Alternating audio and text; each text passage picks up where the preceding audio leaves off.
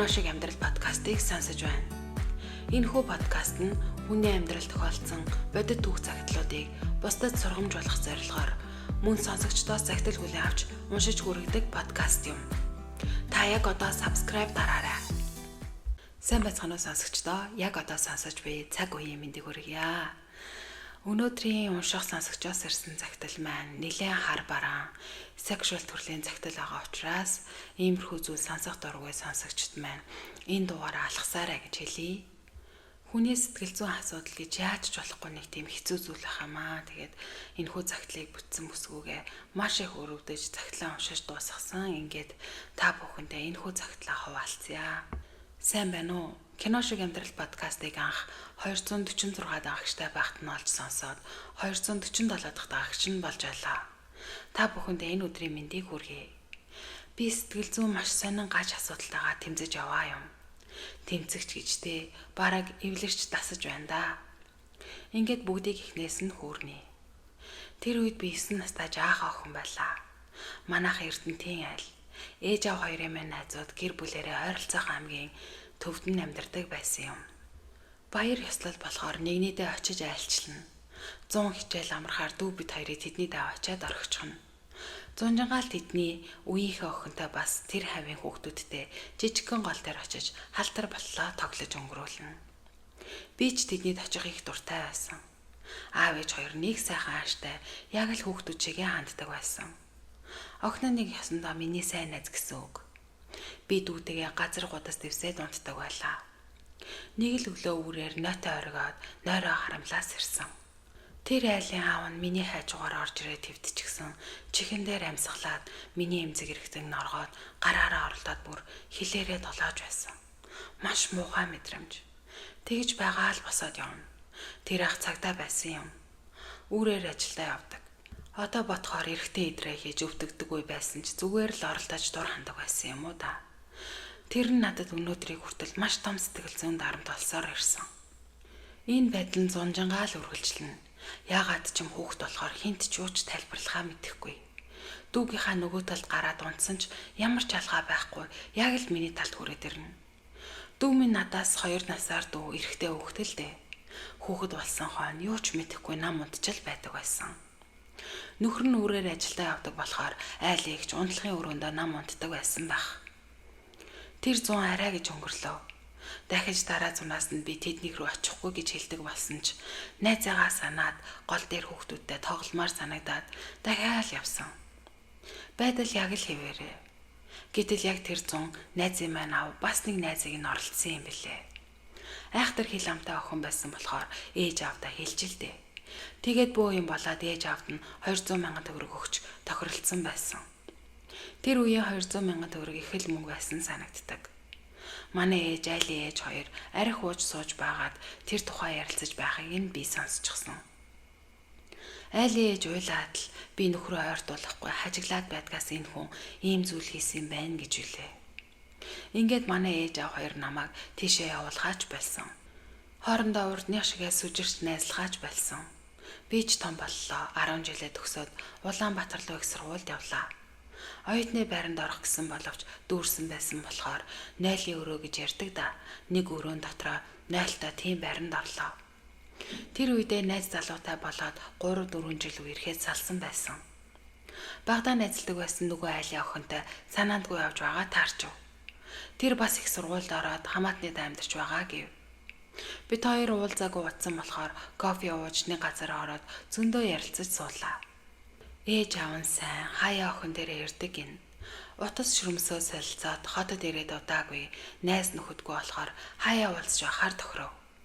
Нэг амралтын өдөр хичээлээ хийгээд сууж байтал танихгүй дугаараас дуудлага ирлээ. Нөгөө айлын аав. Аахан жоохон мах шүлээ очоод өгье. Чамаас бас уушлахгүй байх гэсэн юм гэлээ. Нэг л айцтай байсан ч одоо арай үгүй элгүй дээ. Хөгшөрч яваа хүн гэж бодоод хаягаа заагаад өчлөө. Нэх удаагүй хаалга тогшлоо. Нүхээр нь хартал яг л нөгөө хүн. Үүрээр миний хажуу твтэд ийлж талаад байдаг тэр хүн. Яагаад ч юм зүрх цохлоод айгаад байгаа юм шиг, эсвэл бүр тоглоод байгаа юм шиг мэдрэмж. Мэндийг нь мэдээд цай хийж өглөө. Нилийн хөгшөрчээ. Хөрх ярахгүй штэ, автаа минь чицсан юм чинь. Авчирсан махс өгөөд жаалж ол буухалж суулаа. Над руу харж байгаа тэр харц нь яг л өлөн чон шиг. Миний дотрыг нэвт харж байгаа юм шиг халуу түнүүлээд. Одоо та бүхэн минь намайг битгий зэмлээрэй. Сонсмооргүй бол болоорой.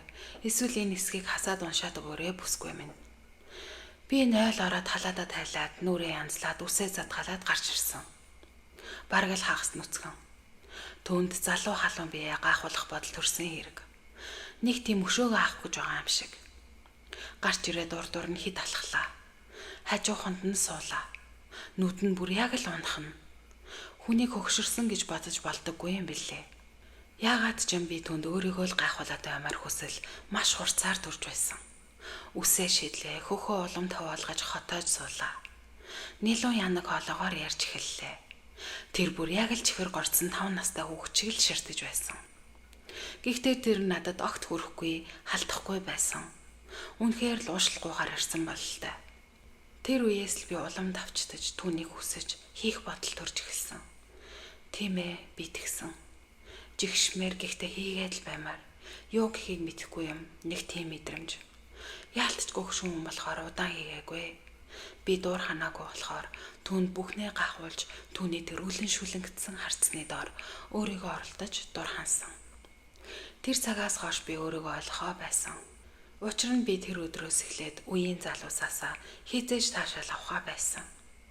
Тэр байтгаа үргэлж поо үзнэ. Тэр нь ихтэй дандаа залуу эмэгтэй хөгшин хүнтэй хийж байгаа тухай.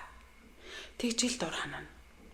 Хит удаа өөрөөсөө 20-25 ах хүнтэй уулзаж хүслээ хангасан.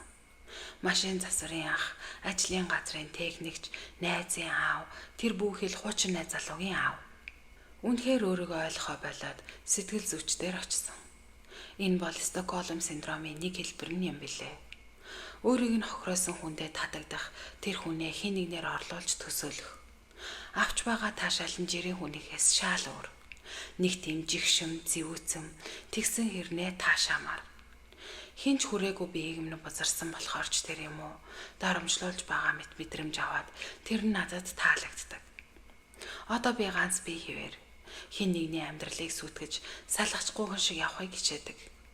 Үүнийг сонсож байгаа хүн бүхэнд охин үрээ нүдний цэцгийн мэт хайрлаарай. Хэртэгтэй амархан цагаахан хуудас шүү.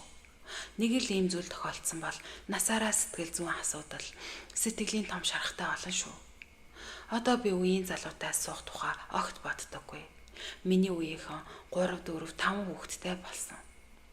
Би цор ганцаараа нэг юм бэлгийн чиг хандлагатай. Хаяа энэ хорвоог орхих бодол орж ирдэг. 9 настай ив ирүүл сав саруул охиныг насан туршийн сэтгцийн асуудалтай болгосон гэдгээ тэр хүн одоо ч мэдэхгүй. Гэсэн цагтл байна. Бас л нөгөө бэлгийн өвчрхэл. Яасан ч хэцүү юм дээ. Гэхдээ энэ цагтлын маань эзний сэтгэл зүй болон бэлгийн чиг хандлага нь маш ноцтойгоор нөлөөлсөн байна. Та бүхэн маань сэтгэгдэл бичгтээ соёлтойгоор зам бэлгийн чиг хандлагаар нь доромжлохгүйгээр комент хийрээ. Ийм хар бараан цагтлын араас нэгэн хөөрхөн гэгээлэг цагтлыг хүргэе гэж бодож байна. Сайн байцгаана уу аавда? Нэг юм асуух гэсэн юм. Би 3 охины аав. Гол нь манай эхнэр шар царайтай. Харин би бор бараан хүн. 3 охин маань бүгд шар. Хамгийн бага 3 настай охин бүр шар. Үс нь хүртэл шар. Одоо нэг хүүтэй болох санаа байгаач дахиад бас шар хүү төрчихвээ гэж жаахан айжсан. Байрныхан 4 шар муур нэг хүчит халтар банхар гээд тоглоом шоглоом хийдэг зурагтай. Хүүхдүүд саяхан нохоо авч өг гэсээр ээжтэйгээ хамт яваад Испанил гинүү тийм бас шар устай нохоо аваад иржээ. Дээрээс нь баахан шар ус толгойтой Барби хүүхэлтэй манай гэр өрөөсө тэр чигтээ шар ямаар дүрсэн. Цагаан сараар айл хэсгээр очсон айлынх нь алив шарийнхны бэлгийг өггээд л шуугилтна. Миний нэр энэ төр байхгүй бүгд шарайхан гэж дууддаг боллоо. Шар гэдэг баг ургийн явг юм уу хайшин. Хөдөө гадаа олон хоногоор явж хаад ирэхэд би бор дээрээ бор наранд түлэгдээд тас хар болчихсон байдаг. Харин манай шарууд өрөөсөө харлаж өнгө алдахгүй үсэн л жаахан ширэлцсэн юмнууд ирнэ. Одоо ганц хүүтэй болвол дахиад нэг шар ямгараад ирэх болов гэж бодоод бор царайтай хар устэй хүү яаж гарах вэ гэж арга чарга хагаад байна. Бас нэг зүйл. Нодлон нутаг орны 100 жилийн ой болох гээд машинаа томруулах санаатай зах руу явлаа. Хүүхдүүд дагаад явсан юм. Ундаа ус ууй гэж орилсоор байгаад ундаа аваад иртэл бөөнөрөө нэг шар өнгийн парада 150-ийн хажуу зоччихсон. Энэ л гой машин байна. Аава энийг л авъя гэж хашгиралцгаагаад за болж үз. Зүгээр л гэр орноороо шар юмнууд байж одоо бас шар машин авах нь уу? Тийм байхгүй гэдэл бүгдийг нь чирээд явсан. Эднэр шар өнгөндөө ч хайртай юм. Би гэдэг хүн энэ насаараа шар хүмүүсийн дунд амьдрах хувтай бололтой гинэ. Нэг групп дээр явж ахаар нь хөөрхөн санагдаад энэ цагтлыг авсан. Тэгээд энэ хүрээд өнөөдрийнхөө дугаарыг өндөрлөе. Та бүхэн минь цагтл бичээг хүсвэл description дээр зам уу comment хэсэг дээр байгаа линкэн дээр хараад цагтлаа бичээд явуулаарай. Ингээд дараагийн дугаар хүртэл